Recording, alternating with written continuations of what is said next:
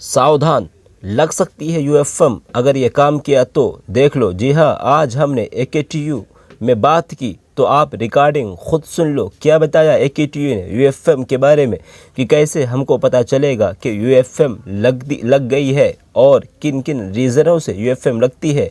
Protector अगर आपका exams रोक दे तो क्या करो, कंप्लेन कर सकते हो आप। जी हाँ, चलिए हम बताते हैं पूरा यूएफएम के बारे में। जो जो आपके मन में डाउट है, क्या क्या और कब कब यूएफएम लग सकती है। अगर क्वेश्चन बीच में बंद हो गया या सबमिट कर दिया आपने बट क्वेश्चन अटेम्प्ट नहीं कर पाए, या फिर किसी कारणवश आपका पेपर क्वेश्चन सब्जेक्ट जो भी है वो सबमिट हो गया, आप एग्ज़ाम से नहीं दे पाए, एक ही क्वेश्चन किया था, तो आगे क्या होगा, क्या दोबारा एग्ज़ाम्स देने का चांस मिलेगा। चलिए वीडियो को शुरू करते हैं, आपको लाइव प्रूफ के साथ मैं दिखाऊंगा। तो पहले आप लोग एकेटीयू की रिकॉर्डिंग सुन लो, जो हमने बात की कि सर कैसे हमें पता चले कि यूएफएम लगेगा, तो उन्होंने क्या बताया। उसके बाद मैं आपको उसका सारांश और एक्सप्लेनेशन बताता हूँ लास्ट में। चलिए आप सुनिए रिकॉर्डिंग पूरी, फिर आगे बढ़ते हैं। सर हम एग्जाम्स में सर हमको कैसे पता चलेगा कि हमारा यूएफएम लग गया है। जैसे अगर हमारा एग्जाम पॉज हो जाता है 203 बार, या फिर हमें वार्निंग मिल जाती है, तो कैसे पता चलेगा सर हमें यूएफएम लगा है नहीं लगा है। सर आपका अगर ईयरफोन्स तो अलाउड नहीं है सर। जी जी सर ईयरफोन्स लगाना और हैंड फ्रीज लगाना तो अलाउड नहीं है सर। अच्छा अच्छा जी सर। अगर आपका एग्जाम पॉज होता है या फिर कुछ होता है तो आप प्रॉक्टर से कॉन्टैक्ट कीजिए सर। जी जी, वो तो सही है सर।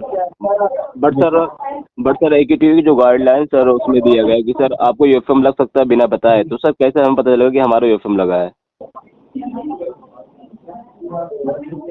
तो आप ही को पता लग जाएगा ना सर। आई थिंक यहाँ पे डिवाइस में दिखाएगा। जी सर। हेलो सर, आप कौन सा डिवाइस यूज कर रहे हैं सर? क्या कह रहे हैं सर? सर आप डिवाइस कौन सा यूज कर रहे हैं सर? सर मेरा तो ये फ़ोन से मैंने कॉल किया है, वैसे लैपटॉप से अगर हम करते हैं। जी सर। जी सर।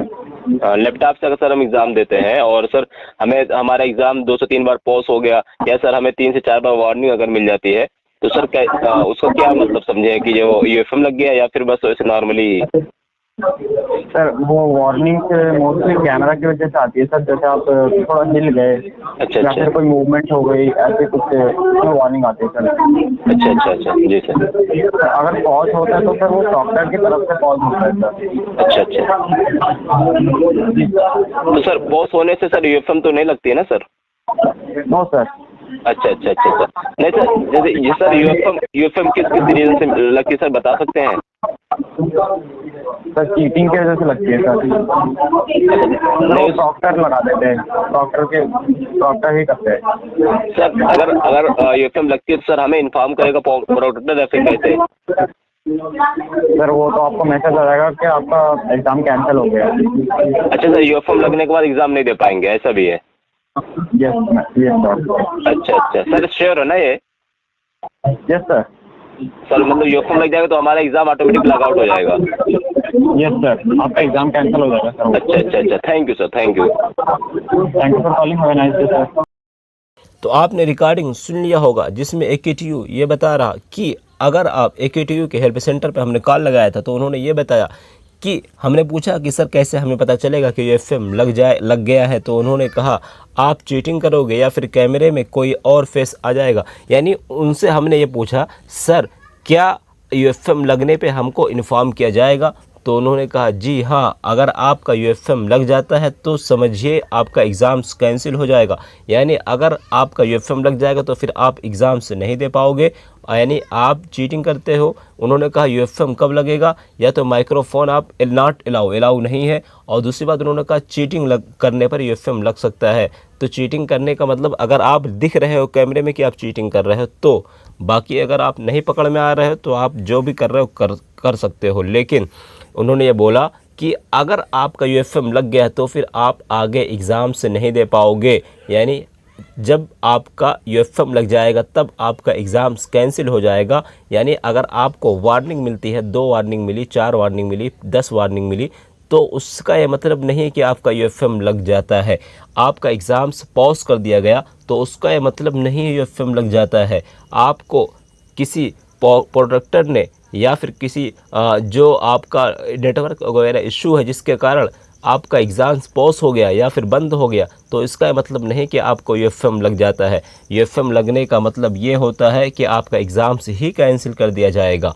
तो ये हमको AKTU की तरफ से इन्फॉर्मेशन दी गई है। उसके अलावा आपको छात्रों के मन में जो डाउट है वो भी इसी वक्त क्लियर कर देते हैं। कई सारे छात्रों ने हमसे क्वेश्चन जो पूछे हैं उसका आंसर भी इस वीडियो आपको दे देते हैं।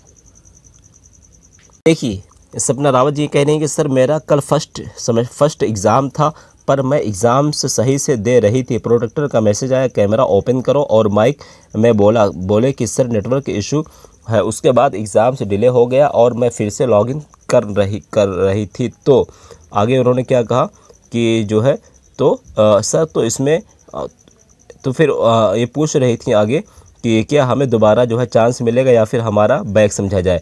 तो हमने क्या रिप्लाई दिया कि चांस मिल सकता है, बट जब ऑफलाइन एग्ज़ाम, देखो अगर इस तरीके से होता है कि आप एग्ज़ाम से दे रहे थे, आपका नेटवर्क इशू था, कोई और टेक्निकल इशू था और आप एग्ज़ाम से नहीं दे पाए और आपका जो है लॉग आउट हो गया या फिर किसी और कारणवश आपका जो है पेपर सबमिट हो गया, तो उसमें आपको एक चांस दिया जाएगा। हाँ, आप जानबूझकर ना किया हो, किस टेक्निकल इशू के कारण हुआ हो, लेकिन तुरंत आपको AKTU हेल्पलाइन पे कॉल करके बताना होगा और अपने कॉलेज में भी इन्फॉर्मेशन देनी होगी कि हमारा पेपर सबमिट हो गया। ऐसा सबसे पहले आपको अपने कॉल सेंटर AKTU हेल्पलाइन पे आपको बताना होगा, या फिर आप प्रोटेक्टर के साथ अगर चैट कर सकते हो तो उनको बताना होगा कि मेरा क्वेश्चन नहीं बढ़ रहा है या फिर मेरा मोबाइल हैंग हो गया या फिर जो भी हो गया, ठीक है।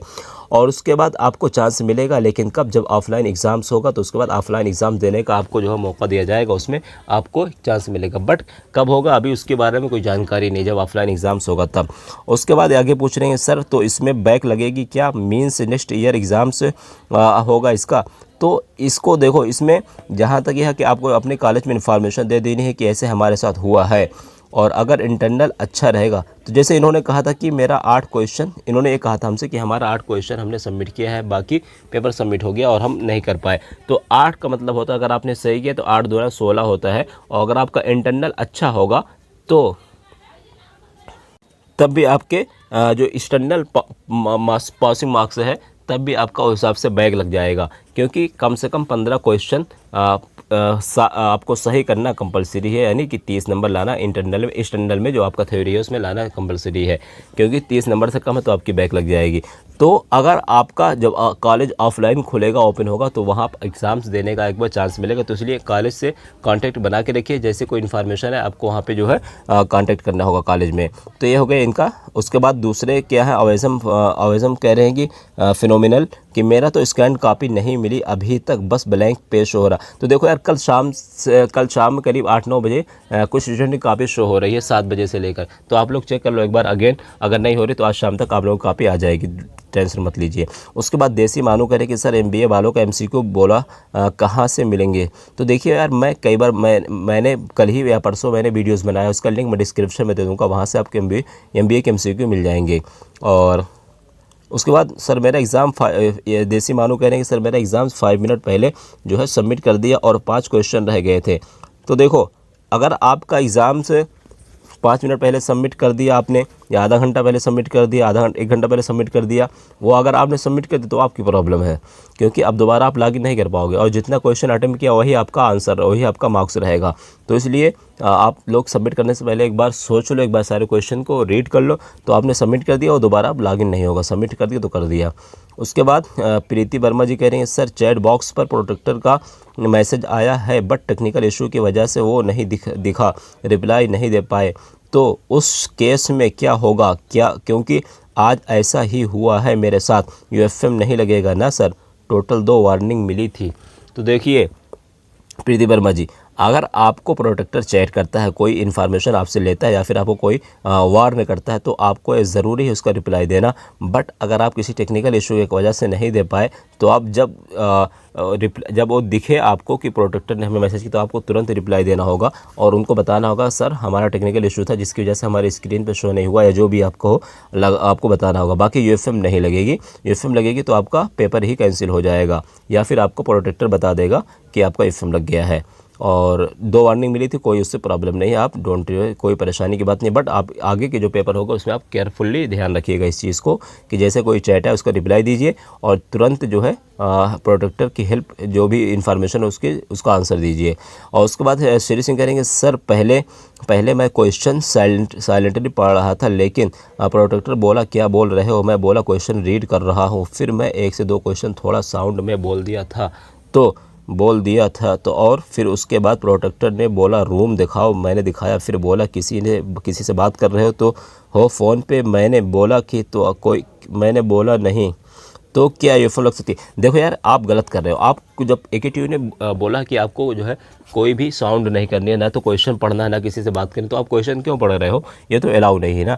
लेकिन यूएफएम देखिए आपका नहीं लगेगा, बट आपको ऐसा नहीं करना है। अगर यूएफएम लगे तो आपका पेपर कैंसिल हो जाएगा, ठीक है। अगर आप या फिर प्रोटेक्टर आपको बताएगा, लेकिन आपको साउंडली या सलाइंट किसी तरीके से साउंड नहीं करना है, फिर क्वेश्चन का रीडिंग हो या फिर किसी तरीके का साउंड नहीं होने चाहिए। और दूसरी चीज़, आपको किसी भी टाइप का अगर कोई इस तरीके से शोर होता है तो वहाँ आपको थोड़ा दूर बैठना है। आप कोशिश करिए सिंगल रूम में बैठिए ताकि कोई शोर वगैरह ना हो, बैकग्राउंड नॉइज़ का बहुत बड़ा प्रॉब्लम हो सकता है, ठीक है। ये हो गई। उसके बाद आशुतोष जी कह रहे हैं कि चैलेंज कैसे फिल होगा और अकाउंट नंबर भी कैसे फिल होगा। तो देखो, अकाउंट नंबर ऐड कैसे करना है केटीयू में, प्रोफाइल में हम उस पर जल्दी वीडियोस बना देंगे। चैलेंज का हमने वीडियो बना दिया है, आपको डिस्क्रिप्शन मिल जाएगा, वहाँ से आप जाके देख सकते हो। तो मैंने आपको बता दिया कि यूएफएम कब लग सकती है। देखिए, केटीयू में क्या बताएगा कि आप जो कैमरे चीटिंग वूटिंग करते हो या फिर जो है माइक्रोफोन वगैरह यूज़ करते हो जो अलाउ नहीं है, तो आपको यूएफएम लग सकता है। और अगर यूएफएम लगेगा तो आपको इन्फॉर्मेशन मिलेगी। और रिगार्डिंग मैंने आपको सुनाई दिया, आपने सुन लिया।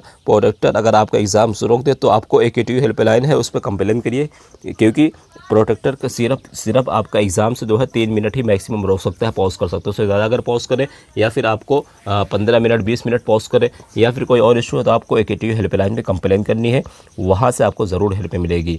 और आज की बस इतना। इस तरह की लेटेस्ट इन्फॉर्मेशन के लिए सब्सक्राइब ज़रूर कर लो, अपने दोस्तों वगैरह को शेयर करो ताकि उनको भी इन्फॉर्मेशन मिल सके।